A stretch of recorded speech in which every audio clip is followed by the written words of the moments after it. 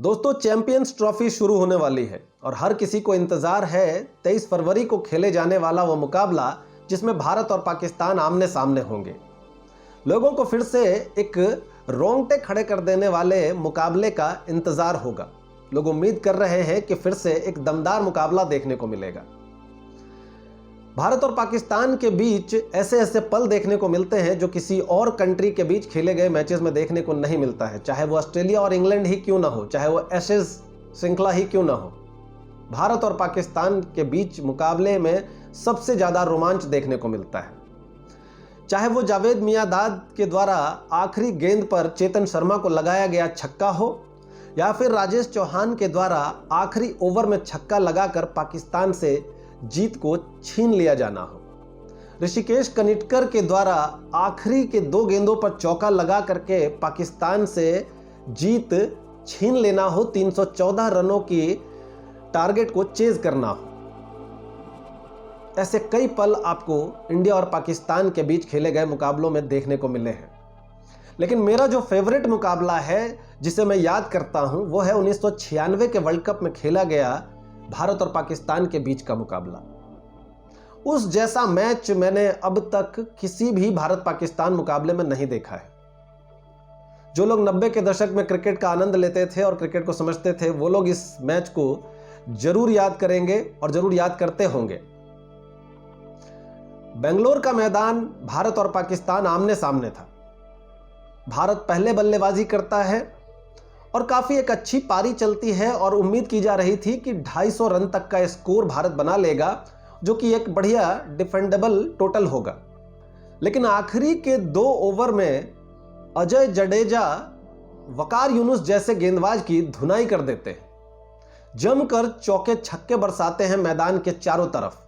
वकार यूनुस को सूझ नहीं पड़ रही थी, समझ नहीं आ रहा था कि वो अजय जडेजा को किधर बॉल डाले।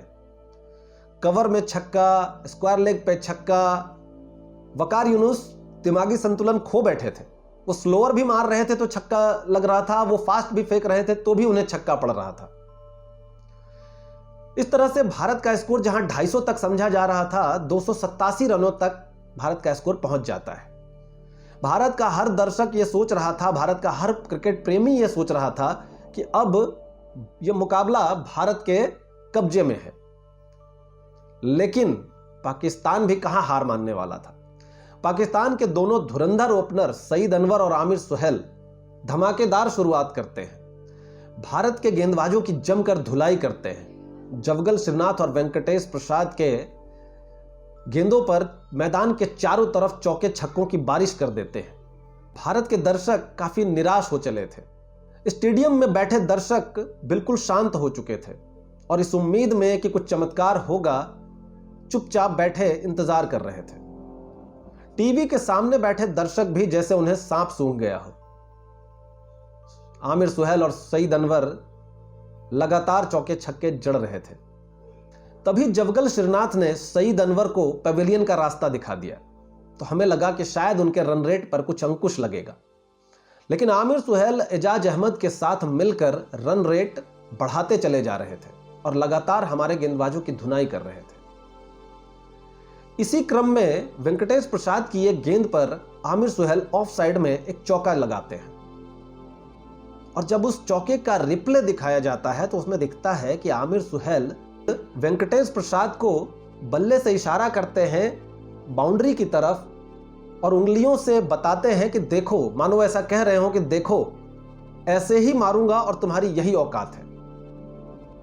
ये जो दृश्य था ये लाखों इंडियन क्रिकेट प्रेमियों के लिए खून खौला देने वाला था। हम बिल्कुल उबल पड़े थे। हमें ऐसा लग रहा था कि एक पाकिस्तानी भारत की धरती पर भारत के गेंदबाज की धुलाई भी कर रहा है और इस तरह से औकात दिखाने की कोशिश कर रहा है। लेकिन अगले बॉल पर क्या होने वाला था ना तो यह आमिर सुहेल जानता था, ना ही लाखों करोड़ों क्रिकेट प्रेमी जान रहे थे। अगली बॉल एक शानदार बॉल डालते हैं वेंकटेश प्रसाद, जो कि मिडिल स्टंप उड़ा देती है आमिर सुहेल का। लाखों भारतीय खुशी से झूम उठते हैं। वेंकटेश प्रसाद, जो कि एक शांत स्वभाव के क्रिकेटर समझे जाते थे, वो भी काफी एग्रेसिव हो गए थे। उन्होंने अपना एग्रेशन उस दिन दिखाया था। जिस तरह से उन्होंने वापस भेजा था आमिर सुहेल को, ऐसा लग रहा था कि उन्होंने कुछ 2-4 गालियां भी दी होंगी। अंपायर सामने आकर के वेंकटेश प्रसाद को समझा रहे थे। अमूमन ये देखने को नहीं मिलता था कि वेंकटेश प्रसाद इस तरह से एग्रेसिव हो जाए, लेकिन आमिर सुहेल ने ऐसी हरकत की थी कि किसी भी का भी खून खौलना लाजमी था। इसके बाद पाकिस्तान के लगातार थोड़ी थोड़ी देर पर विकेट गिरते जाते हैं और यह मुकाबला भारत बड़ी आसानी से जीत लेता है। आमिर सुहेल की इस घटिया हरकत की वजह से पाकिस्तान यह मैच हार गया था। इसके बाद आमिर सुहेल का करियर लगातार डाउनफॉल में जाता रहा और आमिर सुहेल का करियर एक दिन खत्म हो गया। उसके बाद आमिर सुहेल कभी भी उस दमदारी से बैटिंग नहीं कर पाए। शायद उन्हें भी इस बात की गिल्ट फीलिंग होगी। अभी मैं थोड़े दिनों पहले आमिर सुहेल का एक इंटरव्यू देख रहा था, आमिर सुहेल के खुद के यूट्यूब चैनल पर। वो बता रहे थे कि ऐसा मैंने पहले भी किया है और बॉलर को गुस्सा दिलाकर उसका लाइन लेंथ बिगाड़ने की कोशिश करता हूं मैं ऐसे, और कई बार इसमें कामयाब रहा हूं। लेकिन आमिर सुहेल, भारत के सामने तुम्हारी नहीं चली और हार का मुंह देखना पड़ा। आप कितनी भी सफाई दे दो, लेकिन ये एक घटिया हरकत थी, ये एक स्पोर्ट्समैन स्पिरिट नहीं थी, खेल भावना नहीं थी, और आपको इसका खामियाजा भुगतना पड़ा। तो ये जो 96 का मुकाबला था क्वार्टर फाइनल का, जिसे जीतने वाला सेमीफाइनल में पहुंचने वाला था, तो भारत पाकिस्तान को इस तरह के रोमांचक मुकाबले में हराकर सेमीफाइनल में पहुंच जाती है। लाखों क्रिकेट प्रेमियों के दिलों में है ये मैच। अगर आप 90s में क्रिकेट को फॉलो करते थे और समझते थे, तो आप भी हमें जरूर बताइए कि भारत पाकिस्तान के बीच खेले जाने वाले मुकाबलों में आपका फेवरेट मुकाबला कौन सा है और फेवरेट मोमेंट कौन सा है।